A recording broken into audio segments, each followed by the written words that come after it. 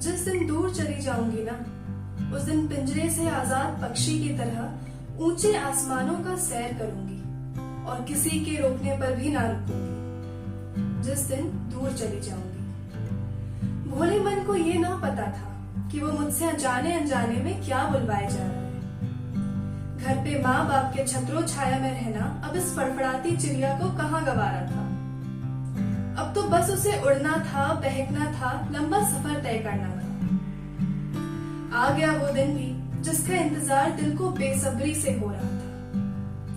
धनबाद से बैंगलोर काफी दूरी तय करनी थी। पहली बार हवाई जहाज में बैठी थी। मन मचल सा रहा था। लग रहा था कि अब छुटकारा मिल जाएगा वो हर रोज के डांट से, छुटकारा मिल जाएगा वो हर रोक टोक से। बस अब क्या, अब तो खुली हवा में सांस लेने का वक्त पास आ रहा था। ये सोच सोचकर खिड़की से बाहर उन मखमली बादलों को देख मंद मंद मैं मुस्कुरा रही थी। नए सफर का आगाज होने वाला था। बहुत ज्यादा ही उत्साहित थी। एडमिशन हो गया, बस हॉस्टल जाने की तैयारी थी। पर जैसे जैसे कॉलेज जाने के दिन पास आ रहे थे, मानो कोई अनजाना एहसास इस खुशी को कम किए जा रहा था। माँ पापा आए थे मेरे सारे सामान हॉस्टल के उस बंद कमरे में 4 सालों के लिए सजाने।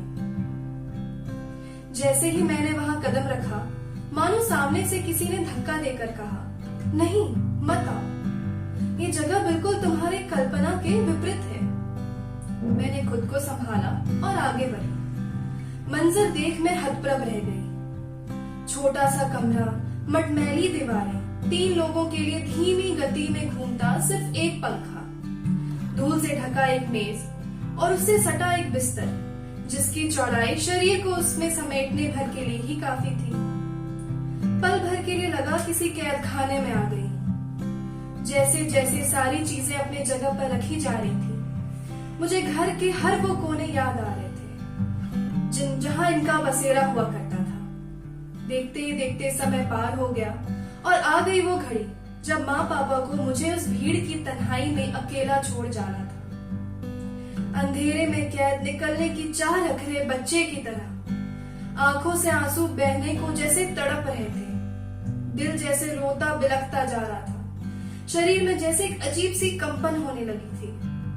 पर चेहरे पर एक शिकन भी नहीं आने दी, क्योंकि मैं जानती थी कि अगर एक भी बूंद गालों को चूमता जमीन पर गिरता तो माँ पापा का हौसला टूट जाता। हॉस्टल का गेट जैसे बेड़ियों की तरह मेरे पैरों को जकड़ आगे बढ़ने से रोक रहा था। उन्हें अपनी नजरों से दूर जाते देख जज्बातों का लहर मुझे अपने आगोश में लेने की कोशिश कर रहा था। बस लग रहा था कि समय का चक्र मुझे पुराने दिनों में वापस ले जाए, जहां जोश में आकर कहीं हर बातों को मैं सुधार सकूं। बस कोई आकर उस वक्त को थाम दे और मैं माँ पापा के से लिपट कर हर गलती के लिए माफी मांग सकूं। पर कुदरत के नियम को कौन बदल सकता है। धीरे धीरे आंखों से वे ओझल होते गए। ये जिद्दी आंसू थमने का नाम ही नहीं ले रहे थे। दौड़कर अपने उस छोटे बिस्तर में आई और खुद को चादर में लपेट रुआने स्वर से धीमी आवाज में अपने हर उन कही बातों को वापस लेने के लिए खुदा से मिन्नतें करने लगी। अकेली मैं चुपचाप अपने को कोस रही थी कि मैं क्यों वक्त रहते अच्छी हालातों का कद्र मैंने नहीं किया, जिसका भुगतान मुझे आज यहाँ आकर करना पड़ रहा है। कैसे बताऊं मैं कि जिस खुशी की तलाश में मैं भटक रही थी, वो तो अपनों के पास कोसों दूर पीछे छूट गई है, जिन्हें मैं अपनी स्वतंत्रता का कसाई मान रही थी। वो तो मेरे जीवन दाता है। मुझे हर मुश्किल घड़ी में उन्होंने साए में अपने सलामत रखा था। इस चकाचौंध वाली दुनिया में मैं उनसे बैर कर बैठी थी जिन्होंने मुझे अपने कलेजे का टुकड़ा माना था। आज किस मुंह से बयां करूं उन्हें मैं अपनी दास्तां।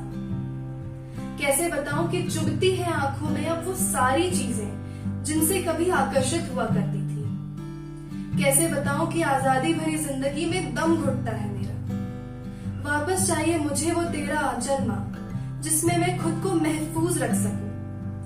वापस चाहिए मुझे आपका कंधा पापा, जो गम में मेरा सहारा बना करता था।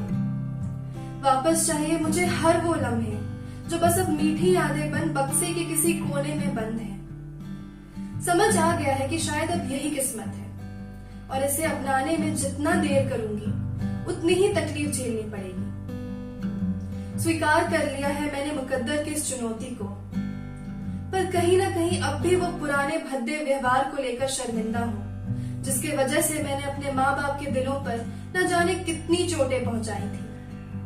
शायद बहुत देर हो गई है मुझे समझने में कि जितना प्यार उनसे हमें मिला है वो दुनिया के किसी भी पल किसी भी वस्तु से हमें प्राप्त नहीं हो सकता। धन्यवाद।